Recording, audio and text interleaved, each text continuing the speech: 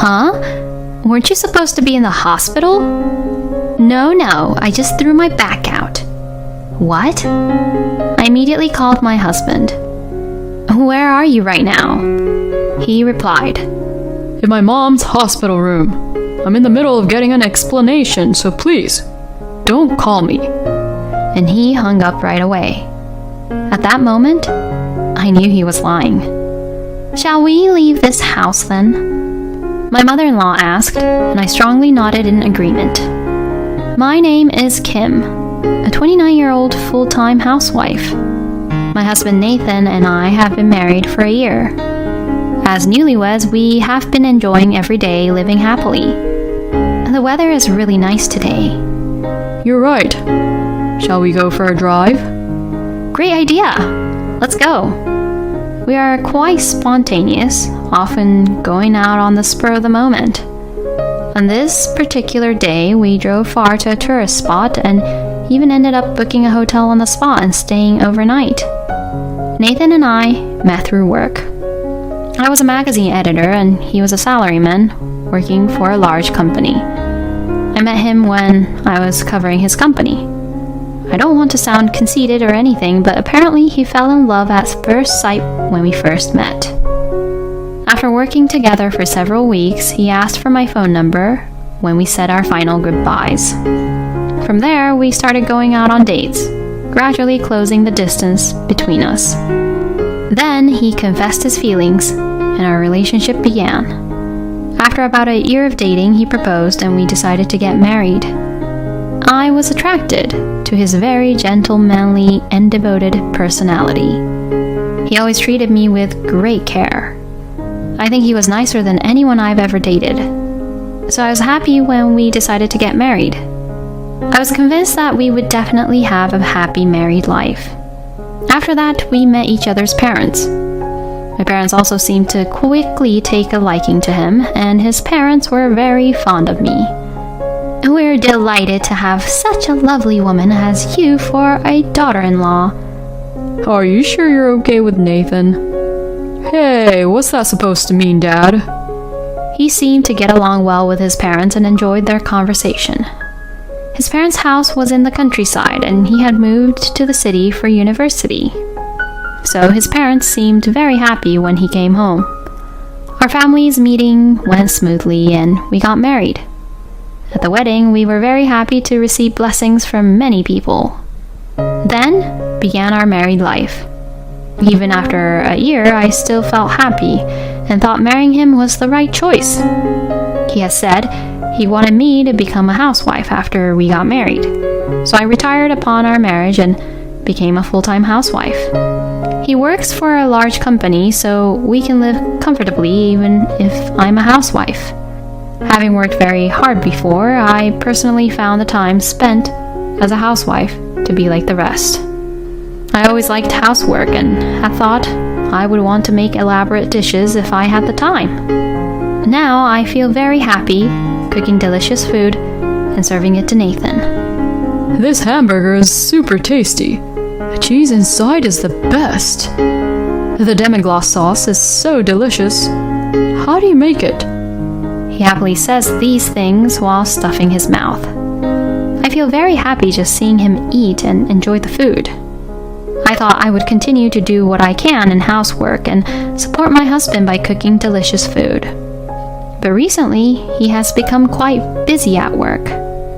Sorry, I don't need dinner today. Oh, okay. I feel a little lonely reading the message from my husband at work. He seems to be overwhelmed by work now, working late every day. So he seems to be making do with eating something like Chinese food or pizza at the office. Everyone in the team is working hard together, so I can't be the only one to leave. That makes sense. He was always working hard like that, due to the responsibility he had as a section manager. So even when I felt lonely, I couldn't complain to him. Plus, I also thought that my husband, who worked so hard at his job, was attractive. So during the weekends, I was cooking elaborate, nutritious, and delicious meals for him. Because of his overtime fatigue during the weekdays, he spent most of his weekends at home, relaxing. He no longer stayed as active as he used to, but I was happy that we could spend time together. However, after continuing this lifestyle for about 2-3 months, his attitude started to change. I'm home. Welcome back. You're late. I thought you'd be back as usual since I didn't get any message. Huh? Oh, sorry. I thought I had messaged you. Back then, whether his busy period was over or not, my husband was basically coming home around 8 p.m. without doing any overtime. But recently, he has been coming home around midnight more often. Are you doing more overtime again? Yeah, it's a bit busy again. I felt a slight discomfort in his response at that time. It was as if he was hiding something. Even so, wanting to believe him, I didn't question him further. After all, he might really be busy with work, and I didn't want him to think that I was a nagging wife. However, my husband came home late again without any notice. Hey, you didn't send me any messages tonight again. The dinner I made is going to be a waste if you don't let me know. Oh, sorry. Then I'll eat it for lunch at the office tomorrow. No, I made curry tonight. Oh, I see. I'm sorry. With that, he went to take a bath. I felt something was off then as well. He took his smartphone with him to the bathroom. It's something he never did before. He often used to leave it on the living room table. Moreover, while he claimed he was doing overtime, he didn't seem to be particularly tired. Rather, he seemed to be in a good mood. What on earth was going on? And spent my days feeling uneasy, wondering about this. Even on holidays, he was saying that he had work and leaving the house. Was he really working? I was filled with feelings of loneliness and suspicion towards my husband, and every day was depressing. Being alone at home, my thoughts would increasingly veer towards the negative. So, I decided to work part-time. When I talked to him about it, he said it was completely fine. It would have been nice if he had agreed to me working part-time from the time we got married, but since he said it was okay for me to work, I decided to be happy with it. So I started working outside the house for the first time in a long time. I took up a part-time office job in a small to medium-sized company. Interacting with people other than my husband after a long time was good for my mental health. And even though I was feeling a little uneasy about him, I didn't have to worry too much. For a while after that, I was able to spend my days without any particular problems.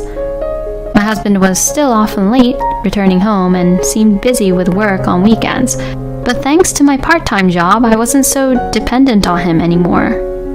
Having my own job really is a good thing. Then one day, something happened that made me worry. It was when I was at home. Suddenly, I received a call from Nathan. I answered the phone thinking how weird for him to call me like this. Hello, what's up? Hey, Kim. It seems that my mom was taken to the hospital in an ambulance. What? Is she alright?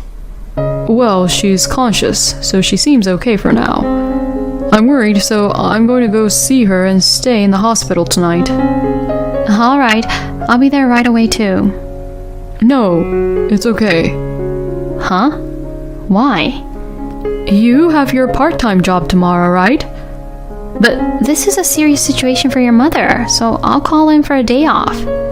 No, you don't have to do that. It would be a bother to your workplace. I'll go first, and once things settle down, you can visit her. Besides, she might not need to stay in the hospital for long.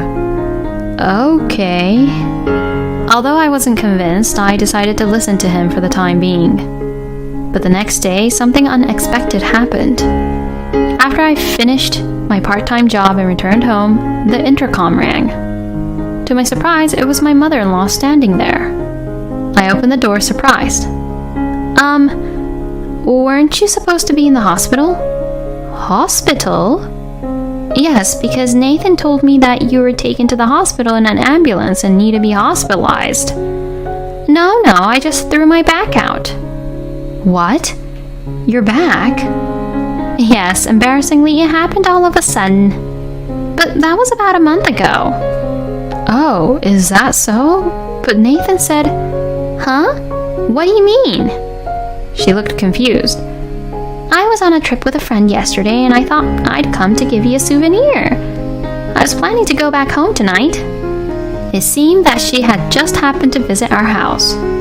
Kim, did Nathan call you saying that I was taken to the hospital in an ambulance yesterday and needed to be hospitalized? Yes. He insisted he would go straight to your hospital from work and told me to prioritize my part-time job and visit you later. This seems strange. Let's give him a call. Okay. I immediately called my husband, putting the call on speaker so she could also hear. Where are you now? I asked my husband. He responded, I'm in Mom's hospital room. They're explaining her condition, so please don't call me. And abruptly hung up. I knew then that he was lying. My mother-in-law looked surprised. What kind of explanation? She murmured, then called my husband. Hello, Mom. What's up? He answered the phone as if nothing was out of the ordinary. Where are you? Where? I'm at the office. Are you really at the office? Yeah. What's going on? Why are you asking me that? He seemed confused by her questioning. There's a lot of noise and voices in the background. Oh, that. Yes, well, there's a parade passing by outside the office. It's quite noisy. I see. I'm actually currently in New York. I was thinking I could drop by your office for a visit. What? That's a bit inconvenient. Why? I need to meet and thank your superiors and colleagues. It's unusual for a parent to suddenly show up at work. Well then, can I see you after work? I came all the way to New York, so I'd like to see your face before I go home. Oh, well, I'm a bit busy today. I'll probably have to work overtime until around 11 p.m. I prompted my mother-in-law with a note on my phone suggesting she say, I'll stay at your house and wait with Kim. She nodded and told him, well then, I'll stay at your place and wait with Kim. You're off work tomorrow, right? It's the weekend. His confusion escalated even further. What? Oh, that's a bit... Why not? He stumbled over his words, clearly distressed. Then he began to make surprising remarks. Actually, Kim is not comfortable with you, Mom. What? I gasped in my heart at his words. My mother-in-law and I exchanged surprised looks. I shook my head, insisting that it wasn't true, and she seemed to understand. We both realized that Nathan was hiding something and was up to no good. Understood. Sorry for being selfish. I'll quietly go back home. I'm sorry, Mom. I'll make it up to you next time. No need for that, she said before hanging up the call. Both she and I were in a state of shock for a while. Then, with a determined look, she said, I'm sorry for my stupid son, Kim. You can leave him. Continuing this marriage will only bring you misery. It was clear my husband was having an affair. It's Friday today. He is probably going on a weekend affair trip. Yes, I'll leave him. Shall we leave this house then? She asked, and I nodded strongly. I'm grateful that she was on my side. My husband had betrayed me, lied to his mother, and even fabricated the horrible lie that she was hospitalized. Worse, he claimed that I didn't like my mother-in-law. She quickly informed her husband about the situation. He was outraged when he heard the story and drove over the next day. I'm really sorry for my stupid son. No, it's not your fault. With the help of my in-laws, I moved my belongings back to my parents' house. We're very sorry for our stupid son. No, thank you for helping her move. Thanks to my in-laws, I was able to move all my belongings back to my parents' house. From now on, I guess it's all about gathering evidence. Yes, that's right. I have a little plan. As we took a break in the living room, my mother-in-law suggested a strategy. We all agreed to go ahead with this plan. About 3 days after I moved back to my parents' house, Nathan contacted me. Oh, are you not home? I replied to my oblivious husband. Actually, my dad has just thrown his back out. I need to help out with chores around the house, so it seems I'll be spending some time at my parents' house. Is that okay? When I sent this message, his response was, All right. Tell your dad to take care. The ease with which he agreed hinted that he was indeed having an affair and likely planning to meet his mistress while I was away. I immediately requested an investigator to gather evidence, and because of his carelessness, it took only about a week to collect everything. With the evidence at hand, I returned home. My in-laws agreed to be present, and we waited for Nathan to return from work in the house we had shared. He was surprised to find both me and his parents there. What's going on? Kim, Mom, Dad, why are you all here together? He stuttered, clearly unsettled. We have something to discuss. Sit. I told him in a cold tone. Nervously, he sat across from me. You know what this is about, don't you? What are you talking about? He tried to play innocent, but I sighed. You lied about your mom being hospitalized. I know about the affair. Oh. He froze at my blunt words. These are the photos proving your affair, I revealed, spreading the investigator's photos across the table. His face turned pale at the sight.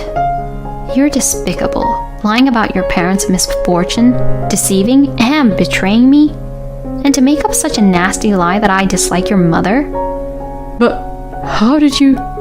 When your mom called you, I was listening right next to her. What? And just as I thought you were having an affair, I'm disgusted. I can't continue this marriage with you. We're done. Panicked, he blurted out. Wait, let's reconsider this divorce. But his parents would not stand for it. Enough is enough. Accept the consequences for your actions. It's unbelievable that you would exploit me and hurt Kim. Regardless of what you have to say, accept Kim's request for divorce and pay the consolation money as a sign of your remorse.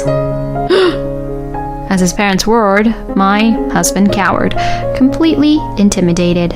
And with that, he agreed to divorce as instructed. I truly appreciate the support of my in-laws throughout this ordeal. Afterwards, I was able to divorce and demand consolation money from my ex-husband and his mistress. It turned out that my ex had been having an affair with the daughter of his company's executive director. Furthermore, his mistress was engaged, and her fiancé also demanded consolation money from my ex. It seems that her fiancé was the son of a president of a crucial business partner of the company, and this affair scandal almost led to the dissolution of their business relationship. As a result, my ex was fired from his job as a form of taking responsibility. However, my in-laws had severed all ties with him due to their disgust, leaving him unemployed and burdened with a debt in the form of consolation money.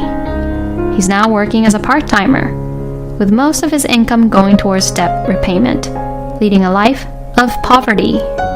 He entirely brought this upon himself, and honestly, it serves him right. On the other hand, I was offered full-time employment at the company where I had been working part-time.